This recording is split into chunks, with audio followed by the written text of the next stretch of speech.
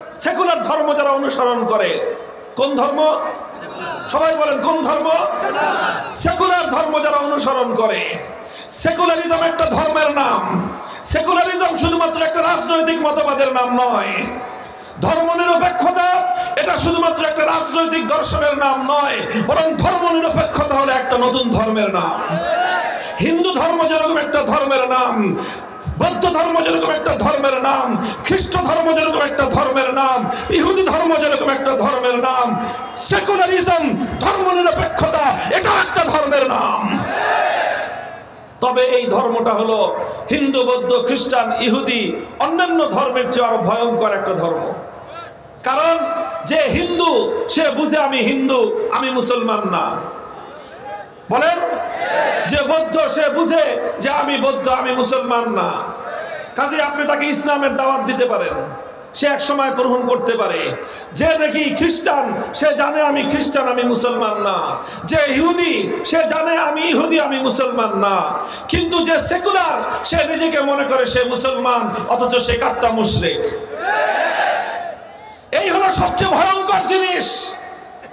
এই হলো সবচেয়ে ভয়ঙ্কর জিনিস। যে রোগী জানে আমার রোগ আছে, যে রোগী বিশ্বাস করে আমার রোগ আছে, সেই রোগীর চিকিৎসা করা সম্ভব। কথা বলেন ঠিক না বেঠিক?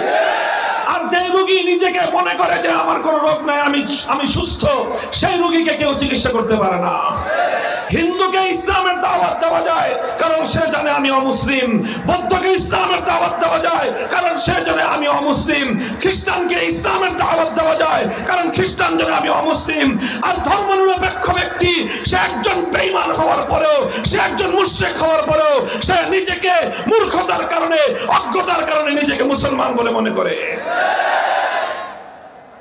বলবেন হুজুর ধর্মনিরপেক্ষতাবাদ, সেকুলারিজমকে আপনি একটা ধর্ম বলতেছেন, কারণ কি? কারণ হলো এই যে এই জায়গাটা আমি পরিষ্কার করতেছি আপনাদের কাছে, কোন গোজামিলের কথা মামুনুল হক বলবে না, বলি না আমরা।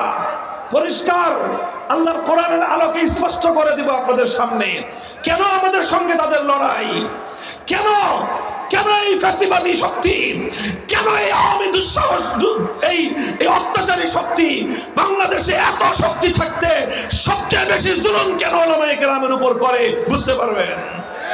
কেন আমাদের কণ্ঠগুলোকে স্তব্ধ করতে চায় বুঝতে পারবেন। আমরা তো এত বড় শক্তি না, আমরা তো এত বড় কোন রাজনৈতিক দল না, তাহলে কেন আমাদেরকে নিষ্পেষণ করার জন্য, আমাদের কণ্ঠকে স্তব্ধ করার জন্য তারা কেন মরণপণ সমস্ত চেষ্টা করেছিল?